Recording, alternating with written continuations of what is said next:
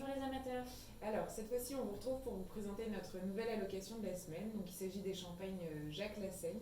Donc, Jacques Lassaigne, c'est un domaine qui se trouve dans un endroit assez qualitatif de la Côte des Bars, au sud de Troyes, tu me disais, Ouais. dans le coin de Mongueux.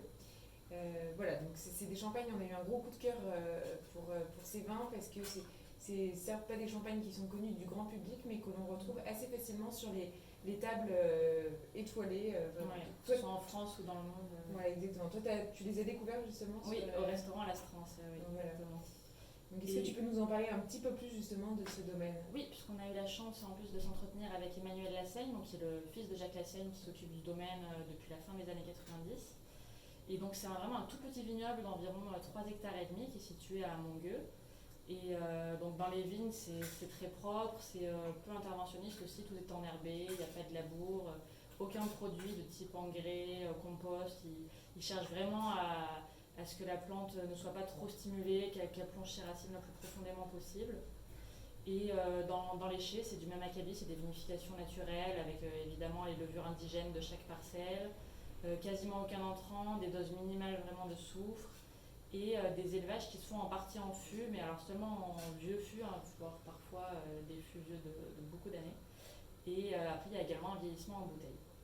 Et donc voilà, moi je pense que c'est vraiment des champagnes, ce qui nous a plu, c'est qu'ils ont une personnalité marquée, je pense qu'ils ressemblent à aucun autre que j'ai goûté, en tout cas moi, parce que c'est essentiellement du chardonnay, on s'est planté son vignoble à 90% de chardonnay, mais c'est quand même des champagnes assez vineux, on se disait, Ouais, en c'est tout cas vrai. qui ont de la richesse, de la matière. Oui, on a été étonnés de se dire que c'était que en blanc de blanc, par exemple, celui qu'on a goûté. Oui, c'est peut-être moins ciselé que Exactement. d'autres blancs de blanc.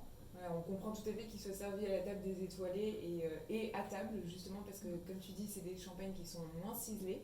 On a retrouvé donc dans ce champagne aussi, qui est les vignes de Mongueux.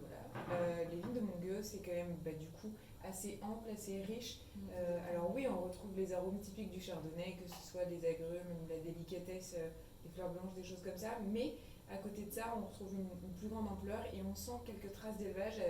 Au nez, on sentait un peu grillé. Voilà, Ouais, ça reste discret, mais je pense que ça a c'est joué sur la discret. matière. Oui, ça a complètement joué sur la matière, c'est plus enrobé.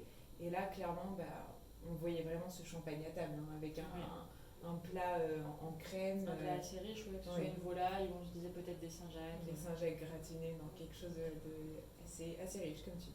En tout cas, vraiment un très beau champagne qui nous incite à aller découvrir les autres. Exactement. Et si vous voulez les découvrir, justement, vous pouvez aller dans le bar de Pierre, donc 228 litres, qui seront dégustables. Oui, et c'est justement au verre. cette cuvée, les vignes de Mongueux, vous pouvez déguster au verre pendant la semaine. Voilà. En tout cas, on vous souhaite une bonne dégustation. Ouais, bonne dégustation. Bonne dégustation.